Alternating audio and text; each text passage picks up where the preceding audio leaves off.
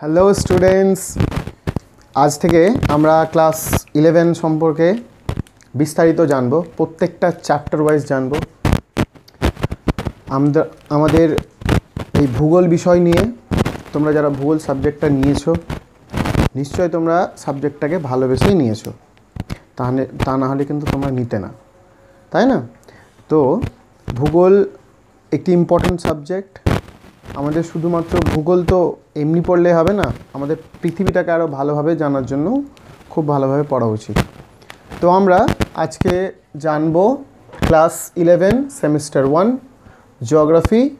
আজকের আমাদের টপিক হচ্ছে অরিজিন অফ দ্য আর্থ, মানে পৃথিবীর সৃষ্টি। পৃথিবী কিভাবে সৃষ্টি হলো এই নিয়ে আমাদের হচ্ছে আজকের চ্যাপ্টার। দেখো, এই চ্যাপ্টারটা আমি শুধুমাত্র বলছি না যারা ভূগোল নিয়ে পড়ছো শুধুমাত্র তারাই জানবে। আমার মনে হয় যারা ভূগোল নিয়ে পড়ছো না, অর্থাৎ ভূগোল বিষয়টা যাদের কাছে নেই, যারা সাবজেক্ট হিসাবে নাও নিই, তাদেরও এই বিষয়টুকু জানা উচিত। আমাদের প্রিয় পৃথিবী কিভাবে উৎপত্তি হলো, সাথে তার গ্রহ উপগ্রহ সূর্য কিভাবে সৃষ্টি হলো, এই বিষয়ে আমাদের যত সংশয় আছে বা যত প্রশ্ন আছে সে সব প্রশ্নর আমরা কিন্তু উত্তর পেয়ে যাব। যাই হোক, আমরা শুরু করি। আজকের আমাদের বিষয় হচ্ছে অরিজিন অফ দ্য আর্থ। তো দেখো, পৃথিবী কিভাবে সৃষ্টি হলো এই নিয়ে বিস্তর একটা বিতর্ক। তো প্রাথমিক যখন মানুষ আদিকালে যখন ছিল, তখন তো তাদের কাছে কোনো রিসোর্সেস ছিল না, বা তাদের কাছে কোনো প্রযুক্তিও ছিল না, ঠিক আছে? তাদের কাছে কোনো ইনফরমেশন ছিল না। তারা ভাবতো প্রকৃতি এইভাবে হচ্ছে ওইভাবে হচ্ছে। তারা নানানভাবে কোনো ধার্মিকভাবে তারা বিষয়গুলোকে বর্ণনা করার চেষ্টা করত। কিন্তু প্রথম আমাদের বৈজ্ঞানিকভাবে পৃথিবীর উৎপত্তি সম্পর্কে যে ধারণা দিয়েছিলেন তিনি হলেন ইমানুয়েল কান্ট। তো দেখো, আমাদের পৃথিবীর উৎপত্তি সম্পর্কে দুই ধরনের ধারণা আছে, দুই ধরনের মতবাদ আছে। একটা হচ্ছে কি ক্লাসিক্যাল থিওরি, আর একটা হচ্ছে কি মডার্ন থিওরি।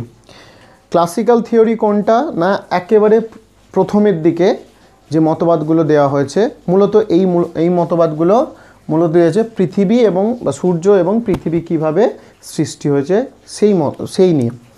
অন্যদিকে আমাদের বিগ ব্যাং থিওরি মূলত আলোচনা করে মহাবিশ্ব কিভাবে সৃষ্টি হয়েছে, ঠিক আছে, সেই নিয়ে। মানে বেসিক্যালি ব্রডার ওয়েতে বিগ ব্যাং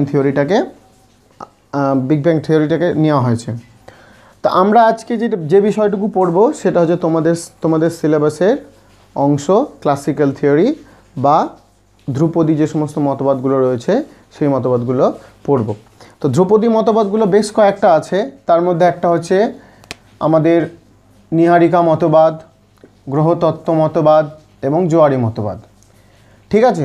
আমরা প্রত্যেকটা মতবাদকে একটু একটু করে ধরে আমরা কিন্তু আলোচনা করব। আজকে আমাদের যে মতবাদটা নিয়ে আলোচনা করব, তোমরা বুঝতেই পারছো আজকে আমরা মতবাদ যেটা নিয়ে করব সেটা হচ্ছে কি কান্টের মতবাদ নিয়ে, ঠিক আছে? নীহারিকা কান্ট এবং আমরা ল্যাপ্লাস সম্পর্কে আলোচনা করব। তো আসি আমরা কান্ট বাবুর কাছে। তো ইমানুয়েল কান্ট, ওনার পুরো নাম ছিল হচ্ছে ইমানুয়েল কান্ট। তো ইমানুয়েল কান্ট প্রথম 1755 খ্রিস্টাব্দে পৃথিবী কিভাবে সৃষ্টি হলো একটা বৈজ্ঞানিক মতবাদ দিল। কেননা বৈজ্ঞানিক কেন বলছি, তার আগে অনেক নানানভাবে একটা হচ্ছে মতবাদ দিয়েছে। কে বলেছে পৃথিবী এইভাবে সৃষ্টি হলো, পৃথিবীর বাইরে কিছু নাই, অমুক তমুক, এই বিষয়গুলো নিয়ে কিন্তু বলেছে। কিন্তু ইমানুয়েল কান্ট হচ্ছে প্রথম বৈজ্ঞানিকভাবে পৃথিবী কিভাবে উৎপত্তি হলো এবং সূর্যের বা অন্যান্য গ্রহের কিভাবে উৎপত্তি হলো সেই নিয়ে একটা হচ্ছে কি মতবাদ দেন। সেটা কত সালে? 1755 খ্রিস্টাব্দে। তোমাদের কিন্তু এইরকম একটা এমসিকিউ কোয়েশ্চেন হয়ে গেল। তাহলে ইমানুয়েল কান্ট প্রথম মতবাদটি দিয়েছিলেন কত সালে? 1755 খ্রিস্টাব্দে। ওকে, এবার আসি যে ইমানুয়েল কান্ট বললেন কি, মানে তিনি তার মতবাদে কি বললেন যে আমাদেরকে জানতে হবে। তো তিনি বললেন কয়েকটা অ্যাজাম্পশন, মানে তিনি হচ্ছে ধরে নিলেন যে পৃথিবীর এখন যেখানে আমাদের সৌরজগৎ আছে সেখানে একটা কি ছিল? শীতল, ঠিক আছে, শীতল আদিকণা ছিল। কেমন? শীতল, এই শীতল আদিকণা, এই শীতল আদিকণার এক সেকেন্ড,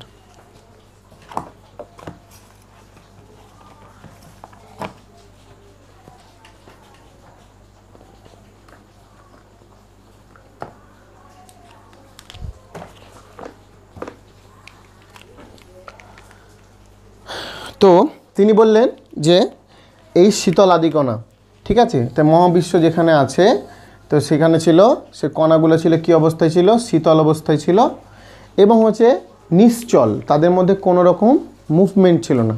ঠিক আছে, তো সেটা কি ছিল? একদম হচ্ছে মেঘের, আমরা যেটাকে, তিনি সেটাকে কি বললেন? এই ছোট ছোট কণা এবং হচ্ছে বিভিন্ন গ্যাসের পিণ্ডটাকে বললেন নেবিউলা। কি বললেন? নেবিউলা, এটাকে বললেন নেবিউলা।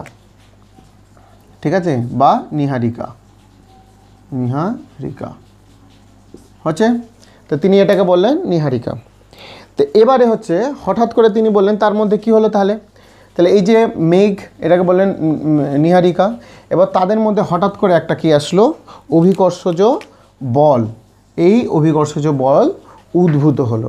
ফলে অভিকর্ষজ বল কি করলো? ছোট ছোট যে কণাগুলো আছে এই কণাগুলো একে অপরের প্রতি, ঠিক আছে, কণাগুলো, ছোট ছোট কণাগুলো একে অপরের সাথে সংঘর্ষে লিপ্ত হলো। ঠিক আছে, মানে ঝগড়া লাগলো। একটা জায়গাতে যখন অনেক কিছু থাকে তখন ঝগড়া লাগে না, তো সেরকমভাবে এই কণাগুলো হচ্ছে কি ঝগড়া লাগলো। ঝগড়া লাগার ফলে একটা হই হট্টগোল ব্যাপার। ঠিক আছে, সবার মধ্যে যখন সবাই যখন নিজেদের দিকে গ্র্যাভিটেশনাল ফোর্সে নিজের দিকে টানতে থাকলো, তখন সংঘর্ষ আরও বাড়লো। ফলে এদের মধ্যে গতি বাড়তে থাকলো। ঠিক আছে, ফলে এদের মধ্যে ঘূর্ণন গতি বাড়লো। ঠিক আছে, এবার ঘর্ষণের ফলে এদের মধ্যে কি বাড়লো? ঘূর্ণন গতি। এবারে ঘূর্ণনের ফলে এদের মধ্যে একটা যে কেন্দ্র বহির্মুখী বলের সৃষ্টি হলো। ঠিক আছে, মানে কেন্দ্র থেকে বাইরে ছিটকে যাওয়ার যে প্রবণতা, সেটাকে বলা হয় কেন্দ্র বহির্মুখী বল। যেমন হচ্ছে আমরা যদি দুজন মিলে ধরি, হাত ধরে দুজন ঘুরতে থাকি, তাহলে আমরা যদি হাতে একে অপরের হাত ছেড়ে দিই, তাহলে কী হবে? আমরা বাইরের দিকে কিন্তু ছিটকে পড়বো। তো এটা হচ্ছে কি কেন্দ্র বহির্মুখী বল। তো কেন্দ্র বহির্মুখী বল তাদের মধ্যে কি হলো? তৈরি হলো। এবারে একটা সময় কেন্দ্রমুখী বল এবং কেন্দ্র বহির্মুখী বল কি হয়ে গেল? প্রায় সমান, বা কেন্দ্র বহির্মুখী বল বেশি হয়ে গেল। তখন এদের মধ্যে থেকে বলয়ের যে সৃষ্টি হয়েছিল, সেই বলয় থেকে বিভিন্ন কণাগুলো একটু একটু করে কী হতে লাগলো? ছিটকে যেতে লাগলো। ঠিক আছে, এদের মধ্যে থেকে বিভিন্ন কণাগুলো গেল ছিটকে। এইরকম ধরো, এবার হচ্ছে এদের মধ্যে যখন ঘূর্ণন গতি বাড়লো, তখন এই কণাগুলো হচ্ছে একে অপরের থেকে ছিটকে বেরিয়ে যেতে শুরু করলো। ঠিক আছে, এদের মধ্যে ছিটকে যেতে থাকলো এভাবে। এই ছিটকে গিয়ে এই কণাগুলো কি হতে শুরু করলো? শীতল হতে শুরু করলো। ঠিক আছে, শীতল হতে লাগলো। এবার যত শীতল এবং ঘনীভূত হলো, তখন এরা গিয়ে কি সৃষ্টি হলো? এরা সৃষ্টি হলো গ্রহ। ঠিক আছে, এবং মাঝের যে অংশটা ছিল, ঠিক আছে, মাঝের বা কেন্দ্রের যে অংশটা, সেই অংশটা থেকে গেল কি হয়ে? সূর্য হয়ে। ঠিক আছে, এইভাবে আমাদের কান্টবাবু তার পৃথিবীর উৎপত্তি সম্পর্কে মতবাদটা দিয়েছিলেন। ওকে, এবার হচ্ছে চলো আমরা আরেকবার রিক্যাপ করে নিই। ঠিক আছে, কান্টের মতবাদটাকে আরেকবার রিক্যাপ করে নিই। তো তিনি কি বললেন মূল কথায়? তিনি বললেন যে আমাদের যে গ্রহ, আমাদের যেখানে একটা নীহারিকা আছে, ঠিক আছে, সেই নীহারিকাটা কী অবস্থায় ছিল? শীতল, এবং হচ্ছে কোনো রকম মোশন ছিল না, তাদের মধ্যে কোনো রকম গতি ছিল না। ঠিক আছে, এই যে এটাকে বলা হয় নীহারিকা। এবার হঠাৎ করে তাদের মধ্যে কী হলো? অভিকর্ষজ বল সৃষ্টি হলো। এবার অভিকর্ষ যখন বল সৃষ্টি হলো, তখন তাদের মধ্যে কি সৃষ্টি হলো? ঘর্ষণ এবং হচ্ছে ঘূর্ণন। ঠিক আছে, ঘর্ষণ এবং ঘূর্ণনের ফলে কেন্দ্র বহির্মুখী বল প্রবল হলো। কেন্দ্র বহির্মুখী বলের ফলে এই বলয় সৃষ্টি হয়, যে বলয় থেকে কেন্দ্র বহির্মুখী বলের কারণে হচ্ছে কি বিভিন্ন কণাগুলো ছিটকে যেতে থাকে। ঠিক আছে, এই কণাগুলো শীতল এবং ঘনীভূত হলো, গিয়ে তৈরি হলো আমাদের হচ্ছে গ্রহ। ঠিক আছে, এবং গ্রহ এর মাঝের অংশটা থেকে গেল হচ্ছে সূর্য। এ হচ্ছে আমাদের কান্টের মূল কথা, কান্টের তত্ত্বের মূল কথা। তো কান্টের তত্ত্বের মূল কথা তো তিনি বললেন, তার মতবাদে কিছু ব্যাকল্যাশ আছে, মানে কিছু সমালোচনা আছে। যেমন দেখো, যে কোনো জিনিসেই কিন্তু সমালোচনা থাকবে। ঠিক আছে, কারণ হচ্ছে তিনিই কিন্তু প্রথম একটা অ্যাজাম্পশন করেছিলেন, যেহেতু তার জন্য অনেক কিছু ভুল ভ্রান্তি তার মধ্যে, তার মতবাদে বৈজ্ঞানিকরা, বর্তমান বৈজ্ঞানিকরা ধরে, যেমন হচ্ছে যে এই কণা যে শীতল কণা, এই শীতল কণাগুলো আসলো কোত্থেকে, এদের উৎপত্তি কোথা থেকে, ঠিক আছে, এই সম্পর্কে তিনি কিন্তু কোনো রকম বৈজ্ঞানিক মতবাদ দিতে পারেননি। ওকে, নাও এদের মধ্যে কৌণিক ভরবেগের তত্ত্ব কিন্তু মানা হয়নি, ঠিক আছে।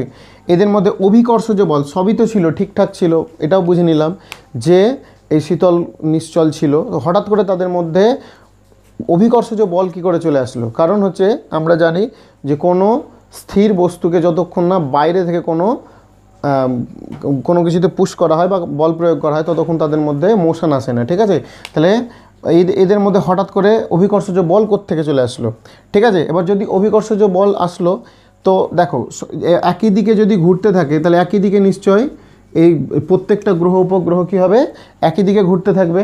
কিন্তু দেখা যায় যে কিছু কিছু গ্রহ যেমন হচ্ছে শনি এবং ইউরেনাসের মধ্যে এদের অভিমুখ কিন্তু গতির মুখ একই নয়, মানে পৃথিবী বা বুধ যেমন একদিক যে দিকটায় ঘোরে তাদের অপোজিট দিকটাতে ঘোরে, ঠিক আছে। এই হচ্ছে তার কি হচ্ছে সমালোচনা। এবারে চলে আসি হচ্ছে আমরা আমাদের পরবর্তী যে মতবাদ,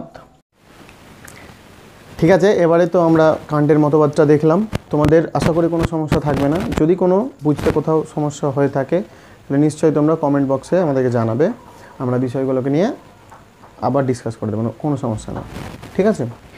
নাও আমাদের নেক্সট যে মতবাদ, সে মতবাদটা হচ্ছে লাপ্লাসের মতবাদ, ঠিক আছে। তো লাপ্লাসের মতবাদ কি? তো 1796 খ্রিস্টাব্দে, এক মিনিট,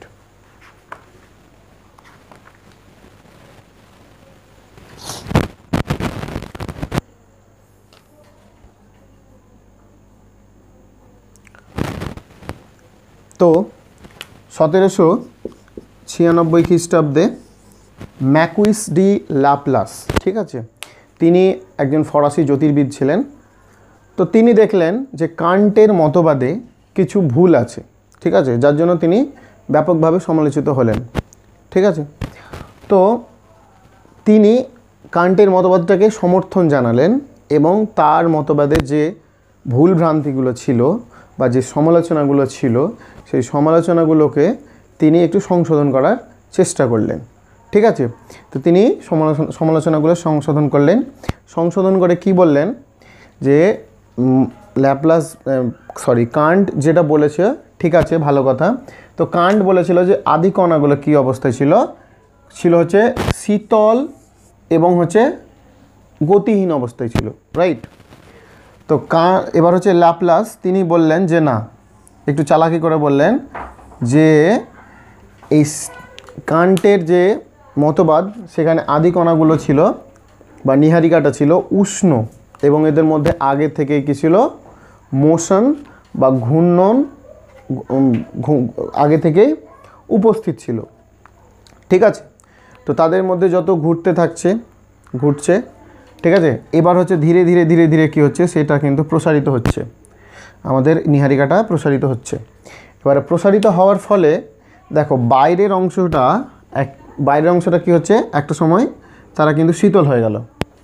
শীতল হয়ে যাওয়ার কারণে এর ঘূর্ণন গতি আরও কিন্তু বেড়ে যায়, ফলে এই বাইরের অংশটা কী হচ্ছে, শীতল হয়ে যাচ্ছে।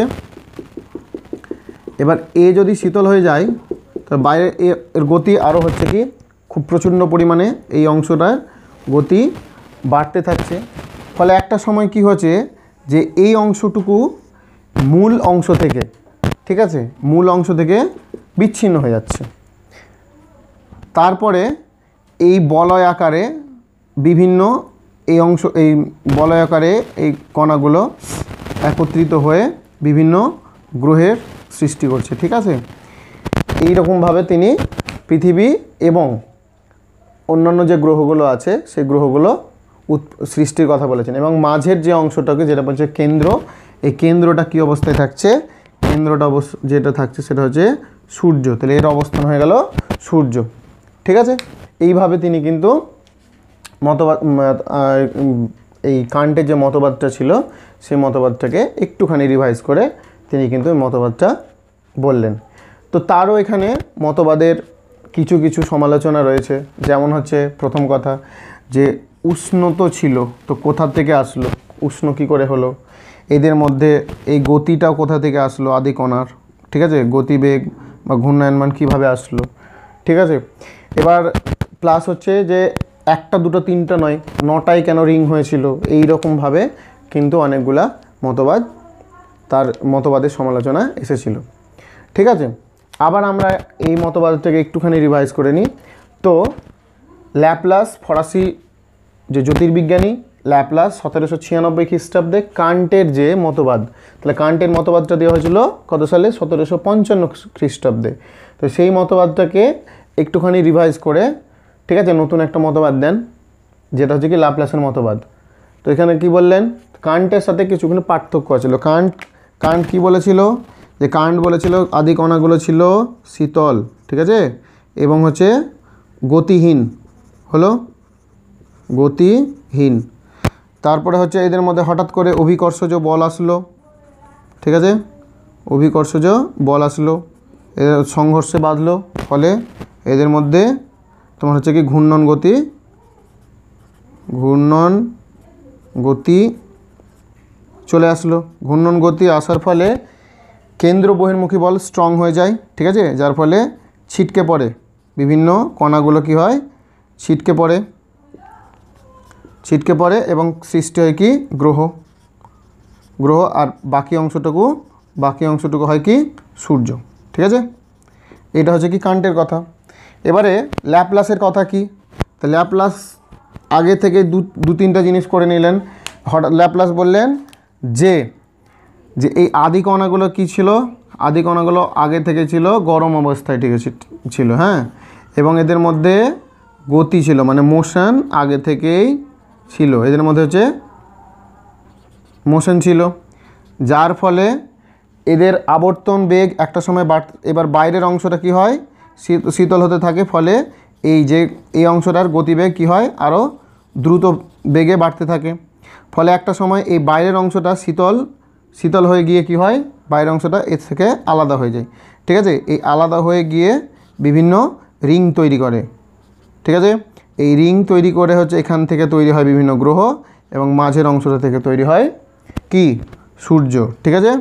এই হচ্ছে কান্ট এবং ল্যাপ্লাসের নেবুলা থিওরি বা নীহারিকা মতবাদ।